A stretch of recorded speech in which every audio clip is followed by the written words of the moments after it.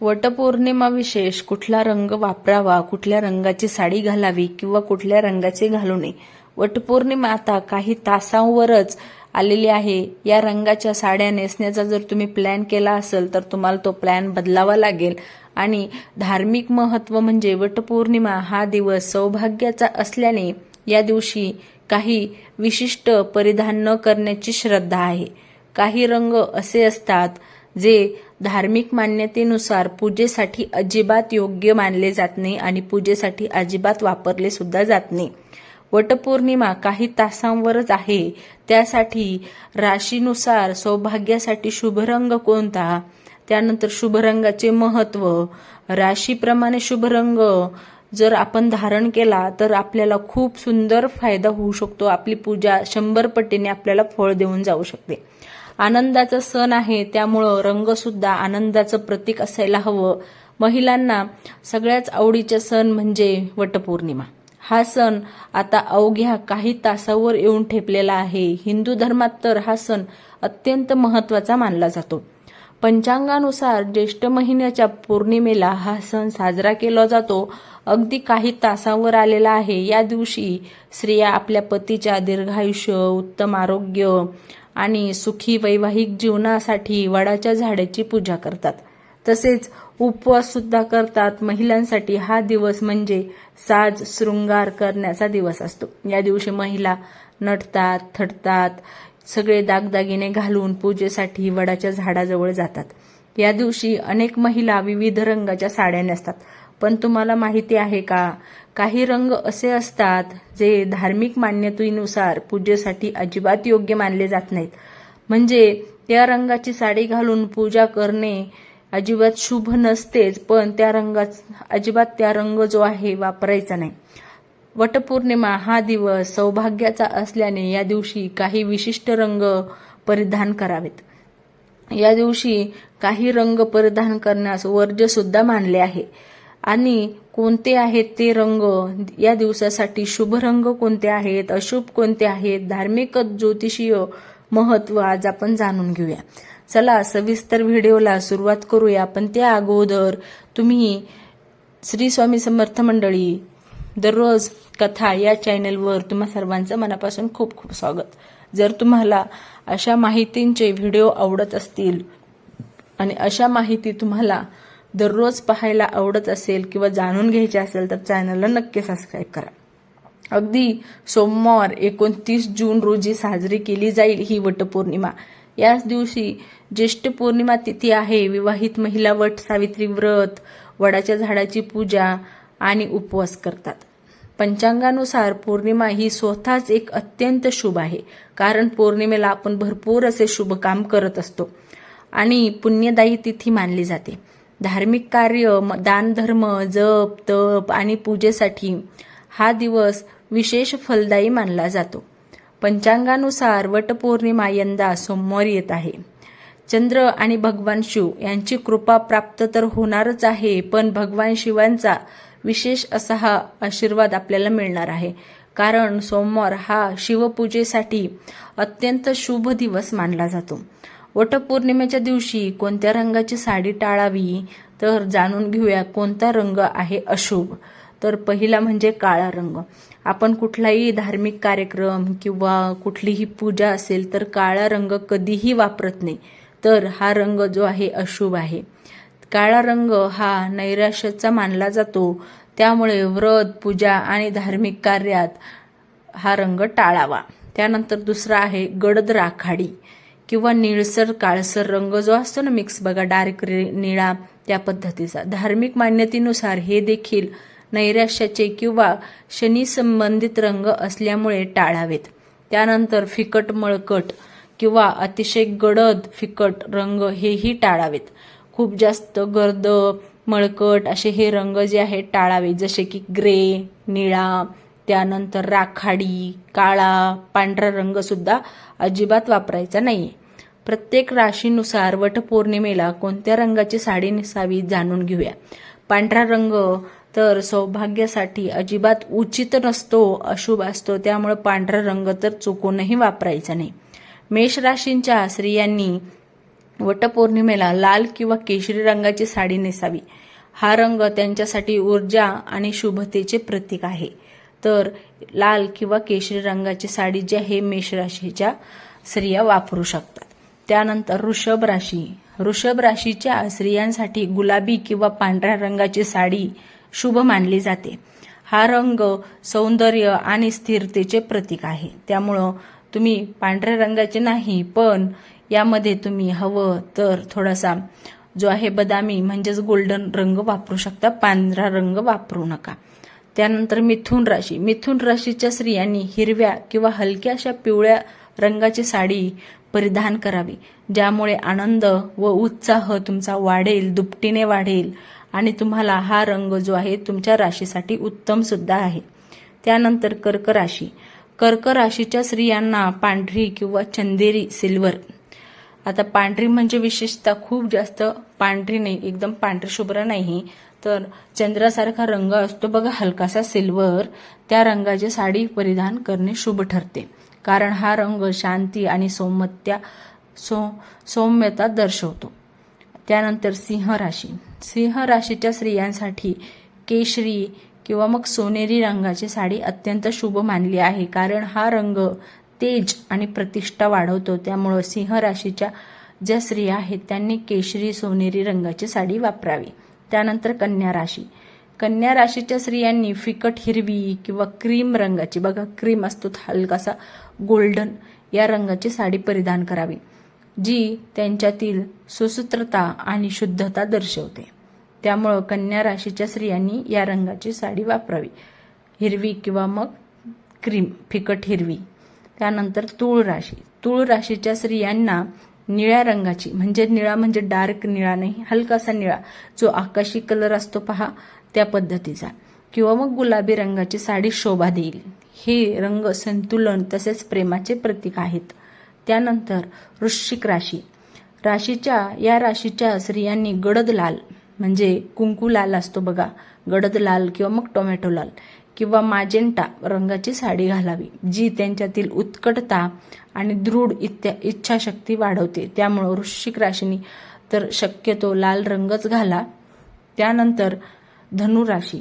धनुराशीच्या स्त्रियांसाठी पिवळा केशरी रंग अत्यंत शुभ आहे. कारण हा रंग अध्यात्म आणि ज्ञान दर्शवतो. या रंगामध्ये अध्यात्म गुण ज्ञान दर्शवण्याची शक्ती आहे वर्तवलेली आहे. त्यामुळे केशरी रंग किंवा मग पिवळा हा कुठलाही रंग तुम्ही वापरू शकता. त्यानंतर मकर राशी. मकर राशीच्या स्त्रियांनी फिकट निळसर हिरवा रंग निवडावा, पण गडद राखाडी किंवा काळसर रंग टाळावा. त्यामुळं स्त्रियांनी निळसर अगदी जो आकाशी कलर असतो बघा किंवा मग हिरवा रंग तो वापरू शकता. त्यानंतर कुंभ राशी. कुंभ राशीच्या स्त्रियांसाठी निळा म्हणजे हलकासा निळा असतो, फिकट निळा किंवा मग जांभळा रंग शुभ मानला जातो, ज्यामुळे आध्यात्मिकता आणि स्थैर्य वाढते. तर कुंभ राशीच्या स्त्रियांनी हलकासा निळा किंवा मग जांभळा कलर वापरू शकता. त्यानंतर मीन राशी. मीन राशीच्या स्त्रियांनी पांढरी म्हणजे गुलाबी पांढरी मिक्स असते बघा फिकट, त्या पद्धतीची क्रीम रंगाची साडी परिधान करावी. पांढरी रंगाची नाही, पण गुलाबीमध्ये थोडंसं पांढरं हलकसर मिक्स असतं ना, त्या पद्धतीने. पण जर तुमच्या साड्या पहिलेच ठरलेल्या असतील किंवा मग तुम्ही नवीन साडी घेतलेली असेल तर मग ग्रे, त्यानंतर निळा म्हणजे दाटसर निळा, त्यानंतर काळा, त्यानंतर पांढरा, हे 3-4 रंग सोडून तुम्ही कुठल्याही रंगाची साडी घातली तरी सुद्धा उत्तम मानले जाईल. फक्त हे 3-4 रंग जे आहेत सोडून द्या, जसे की मी अगोदर सुद्धा म्हणालेले आहे. वटपौर्णिमा तिथी वैदिक पंचांगानुसार यंदा वटपौर्णिमा सोमवारी आलेली आहे.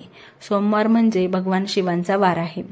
त्यामुळं तुम्ही या दिवशी शिवपूजा केली तर उत्तम फल तुम्हाला मिळू शकते. पौर्णिमा तिथी प्रारंभ 29ला पहाटे 3:07 सुरू होणार आहे, तर समाप्ती 30 जूनला पहाटे 5:27 समाप्त होणार आहे.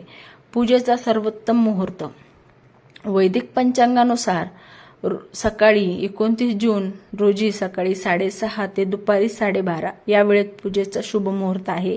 यामध्ये 1 तास जो आहे राहू काळाचा सुद्धा आहे, तर मी मागच्या व्हिडिओमध्ये टाकलेलं होतं, तुम्ही चॅनलवर जाऊन पाहू शकता शुभ मुहूर्त वटपौर्णिमेचे. शास्त्रानुसार वटपौर्णिमेची मुख्य पूजा करण्यासाठी ही वेळ अत्यंत फलदायी आहे आणि सर्वोत्तम मानली आहे. या 6 तासाच्या शुभ मुहूर्तात महिला आपली पूजा करू शकतात. या दिवशी काय करावे, काय करू नये किंवा काय नियम पाळावे ही सुद्धा माहिती खूप महत्त्वाची आहे. कारण वर्षातून एकदा येणारा हा सण वटपौर्णिमा, त्यामुळे आपल्याला नेहमी वाटतं की आपल्याकडून काहीही चूक होऊ नये. तर या दिवशी काळे पांढरे कपडे परिधान करू नये, जसं की मी अगोदर सुद्धा म्हणाले. त्यानंतर कोणतेही वाईट विचार, वाद विवाद किंवा नकारात्मक कृत्य टाळावे. कांदा, लसूण, मांसाहार, मद्यपान किंवा तामसिक अन्न खाऊ नये. या दिवशी उपवास तर करतो, पण ज्यांना कोणाला शक्य नसेल, तर जे कोणी आजारी स्त्रिया असतील किंवा कोणाला कशाचा जो काही पित्ताचा वगैरे त्रास असू शकतो, तर त्यांनी हे जे अन्न आहेत हे टाळावं.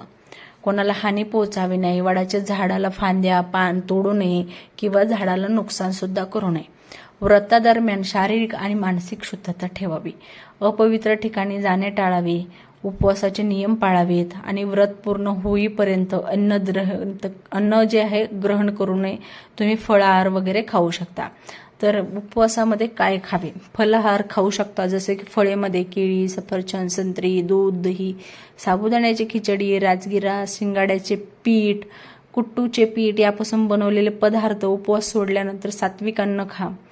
सात्विक अन्नामध्ये कांदा लसूण वर्ज्य आहे. कांदा लसूण खाऊ नका उपवास सोडताना. जसे की यामध्ये तुम्ही खीर, पुरणपोळी, भात, डाळ, साधी भाजी खावी. वडाच्या झाडाला अर्पण केलेली फळे किंवा मिठाई प्रसाद म्हणून ग्रहण करावी. आता यामध्ये काय खाऊ नये हे सुद्धा खूप महत्त्वाचं आहे. बऱ्याच जणांचं कसं असतं की मला उपवास आहे, पण माझ्या घरच्यांनी खाल्लं तर चालेल का? पण असं नसतं. जर आपण घरामध्ये उपवास करत आहोत तर आपलं घर सुद्धा तितकंच स्वच्छ प्रकृतीचं हवं. तर यामध्ये मांसाहार, मासे, अंडी, कांदा, लसूण, मसालेदार पदार्थ आणि बाहेरचे अन्न विशिष्ट टाळावे. तळलेले पदार्थ, जंक फूड, प्रक्रियायुक्त खाद्यपदार्थ खाऊ नयेत. उपवासात निषिद्ध पदार्थ जसे की गहू, तांदूळ, कडधान्य, उपवासात परवानगी असलेले पदार्थ वगळता खाऊ नये. म्हणजे हे जे पदार्थ आहेत हे उपवास करणाऱ्या स्त्रियांनी खाऊ नये. जर तुम्ही गरोदर असाल, आजारी असाल, आरोग्याच्या कारणामुळे उपवास करू शकत नसाल, तर फलाहार किंवा सात्विक अन्न घेऊन व्रत पूर्ण करू शकता. आणि इथे गर्भवती स्त्रिया जे आहेत वडाची झाडाची पूजा करू शकत नाहीत, त्यामुळं त्या ज्या आहेत लांबून पूजा पाहू शकतात, पण गरोदर स्त्रियांनी वडाच्या झाडाची पूजा करू नये. त्यानंतर वट पौर्णिमेच्या दिवशी काय करू नये, काय नियम पाळावेत ही सुद्धा जाणून घेऊया. तर वटपौर्णिमेच्या दिवशी कोणाचा राग करू नये, खोटेपणा, कोणाशी खोटं बोलू नये, कोणाशी विनाकारण वादविवाद करू नये, कोणाचाही अपमान होईल असं वागू नये, अपमान करणं टाळावं. पूजा करताना घाई करू नये. व्यवस्थित शांततारित्य पूजा करावी, कारण वर्षातून एकदाच आपण ही पूजा करत असतो, त्यामुळं भक्तिभावाने करावी. वटवृक्षाच्या फांद्या, पाने विनाकारण तोडू नयेत. ह्या झाडाला विनाकारण हानी पोहोचू नये, कारण ते पवित्र मानले जाते. उपवासाच्या दिवशी मांस, मद्य, मांसाहार, कोणत्याही प्रकारचे मादक पदार्थाचे सेवन टाळावे, जसं की मी अगोदर सुद्धा म्हणाले. याशिवाय नकारात्मक विचार टाळावेत. कुटुंबातील सदस्यांशी प्रेम व आदराने वागावे. असे मानले जाते की खऱ्या भक्तीने, संयमाने आणि सकारात्मक विचारांनी वटपौर्णिमेचा उपवास केल्यास तो अधिक फलदायी ठरतो. म्हणजेच काय, तर आपण जितकी शुद्धतेने, जितकं मनोभावे वटवृक्षाची पूजा करतो ना, तितकं आपल्याला जो आहे वटवृक्षाची पूजा केलेली 100 पटीने फळ मिळतो. उपवास हा अत्यंत खास मानला जातो वटपौर्णिमेचा. या पवित्र सणाच्या पूजेत एकही केलेली चूक महागात पडू शकते, त्यामुळं शांततेने, स्वच्छ आचरणाने, स्वच्छ मनाने ही पूजा करा. तुम्हाला नक्कीच फळ मिळेल. वटपौर्णिमेच्या उपवासाचे धार्मिक महत्त्व. आता उपवासाचे महत्त्व सुद्धा जाणून घेऊया. धार्मिक मान्यतेनुसार वटपौर्णिमेचा उपवास हा देवी सावित्री आणि त्यांचे पती सत्यवान यांच्या कथेशी जोडलेला आहे. असे म्हटले जाते की आपल्या अढळ प्रेम, तपश्चर्या आणि दृढ निश्चयाच्या जोरावर देवी सावित्रीने यमराजाकडून आपले पतीचा जीव परत मिळवला होता. तेव्हापासून हा उपवास अखंड सौभाग्य आणि वैवाहिक सुखाचे प्रतीक मानला जातो. हिंदू धर्मात वटवृक्षालाही पवित्र मानले जाते. त्याचे दीर्घायुष्य, विशाल आकार हे स्थिरता, समृद्धी आणि दीर्घायुष्याचे प्रतीक मानले जाते. तर अशा पद्धतीने ही माहिती अजिबात स्किप करू नका, नक्की आचरणामध्ये आणा तुमच्या आणि मनोभावे पूजा करा. तर कथासाठी मी चॅनलवर कथा टाकलेल्या आहे, तुम्ही नक्की पाहू.